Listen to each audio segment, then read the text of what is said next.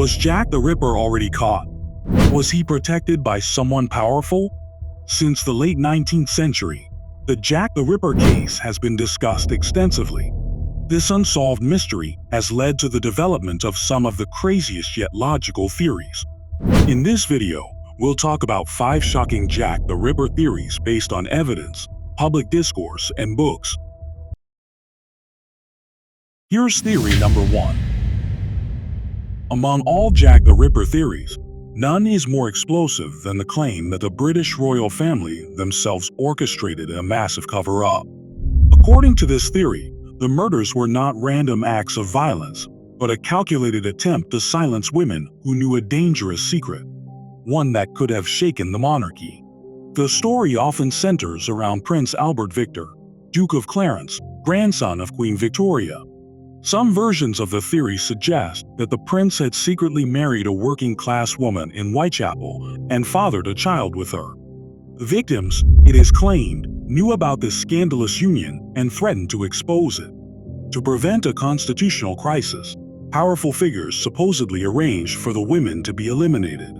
Supporters of this theory point to the erratic timeline of the murders and alleged involvement of high-ranking individuals, including physicians and members of the royal inner circle. They argue that police investigations appeared strangely unfocused and key evidence seemed to vanish or remain inconclusive. Could it have been deliberate? Could Scotland Yard have been quietly instructed to let the trail go cold? Critics dismiss the theory as a sensational conspiracy lacking credible documentation. Historical records place Prince Albert Victor far from Whitechapel during key dates, and no reliable evidence confirms any secret marriage. Yet, the theory persists because it taps into a deeper fear that power can manipulate justice, and truth can be buried when reputations are at stake. If the royal cover-up theory were true, it would mean that Jack the Ripper was not merely an anonymous killer lurking in the shadows, but a ghost created and protected by the highest levels of Victorian society. And that possibility, however unlikely, adds an eerie layer of intrigue to an already terrifying mystery. The next theory is even more twisted considering how it gives us one specific man as the suspected Jack the Ripper.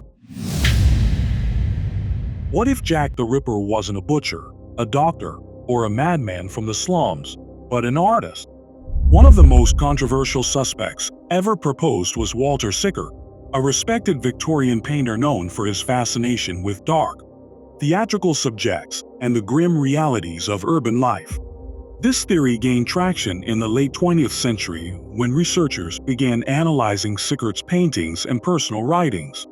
His artwork often depicted haunting interiors, shadowy figures, and vulnerable women in cramped rooms eerily reminiscent of the Ripper crime scenes. Some even claimed that the composition of certain paintings seemed to mirror the layout of murder sites. More unsettling were the letters. Sickert allegedly showed an obsessive interest in the Ripper case and even wrote notes that some believe displayed insider knowledge. Advocates of the theory argue that he could have used his art as a form of coded confession, a twisted way of immortalizing his crimes on canvas.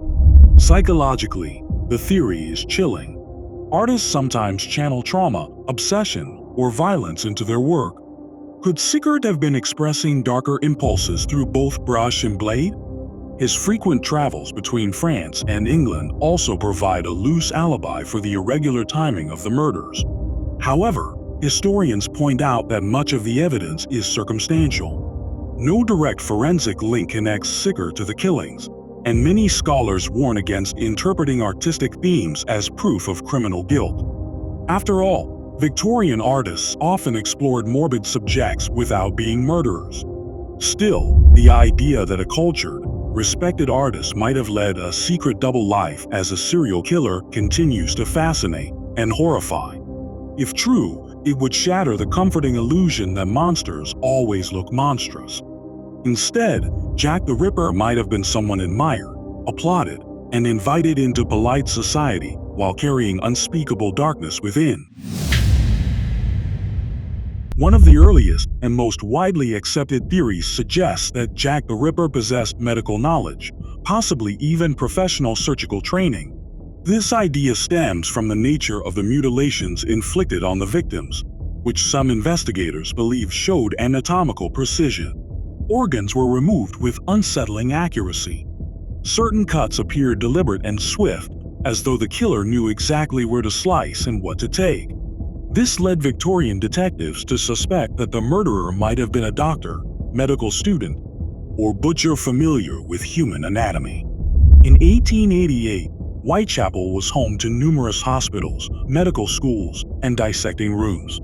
Students and surgeons regularly handled corpses, making it easier for someone with such experience to operate quickly under pressure. The killer's ability to strike at night, avoid detection, and perform complex mutilations within minutes fueled speculation that he was no ordinary criminal. Supporters of the doctor theory argue that only someone trained could have removed organs like the uterus and kidneys with such speed in low-light conditions. The precision suggests not only knowledge, but also confidence, traits commonly associated with surgical professionals. Yet, not all experts agree. Modern forensic reassessments indicate that the injuries might not require advanced surgical skill after all. Some pathologists suggest that the cuts were rougher than once believed and could have been made by someone with basic anatomical awareness rather than formal medical training. Still, the doctor theory endures because it offers a logical explanation. A killer who blended into society as a healer by day and predator by night.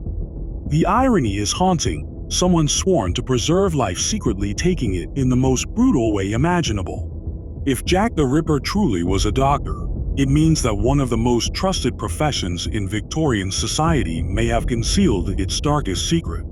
A man who understood the human body not to heal it, but to destroy it with calculated precision.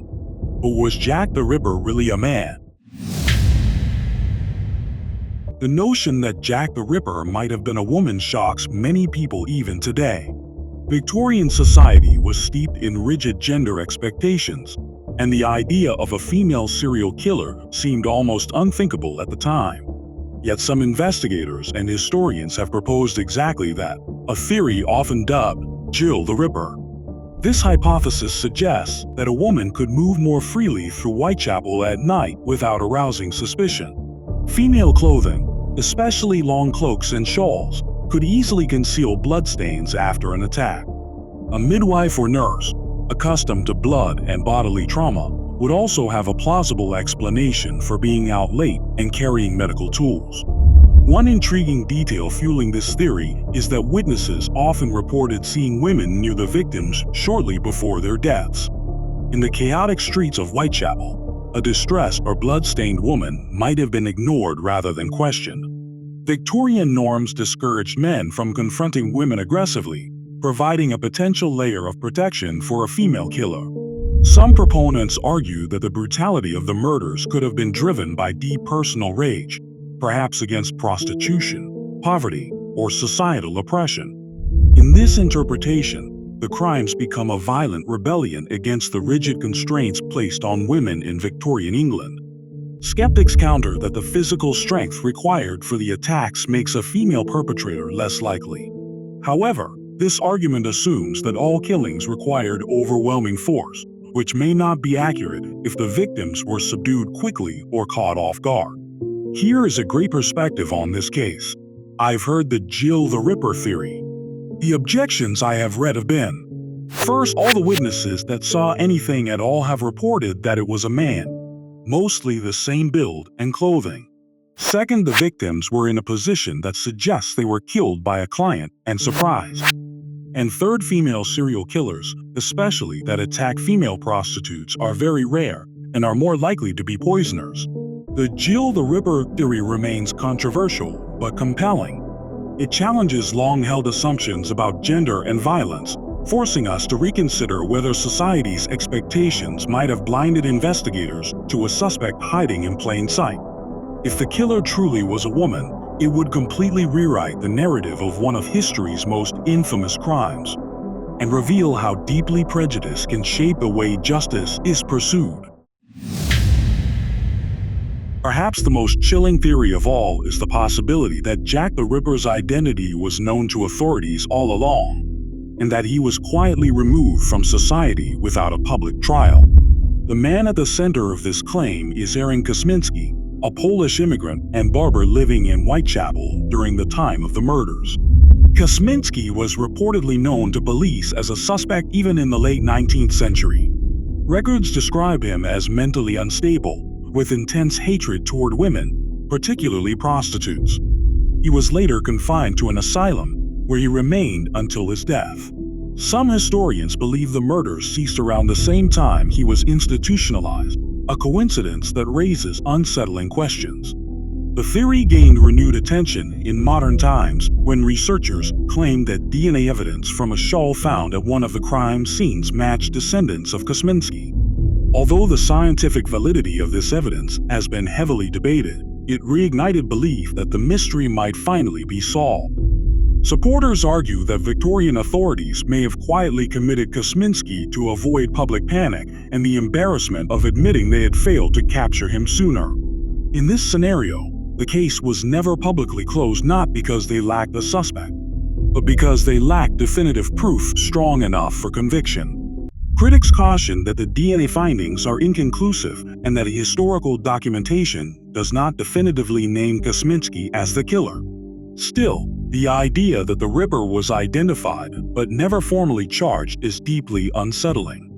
If true, it means the face of Jack the Ripper may have been known for over a century, but locked away behind asylum walls, never publicly exposed, allowing the legend to grow while the man himself faded into obscurity. More than 130 years have passed since the fog-shrouded terror of Whitechapel. Yet Jack the Ripper remains both a historical figure and a haunting symbol. Each theory we've explored, the royal cover-up, the artist, the surgeon, the female killer, and the suspect already caught, offers a different reflection of society's fears, biases, and unanswered questions. Maybe the truth is hidden in overlooked documents. Maybe it lies buried in unreliable witness accounts. Or maybe the mystery endures because Jack the Ripper was not a single extraordinary mastermind, but an ordinary man whose crimes were amplified by media frenzy and Victorian panic. What do you think about the case? Which theory do you think is the most accurate? Share your own theories on the Jack the Ripper case in the comments. Don't forget to like, share, and subscribe. Your support matters a lot. Thanks for watching. Until next time.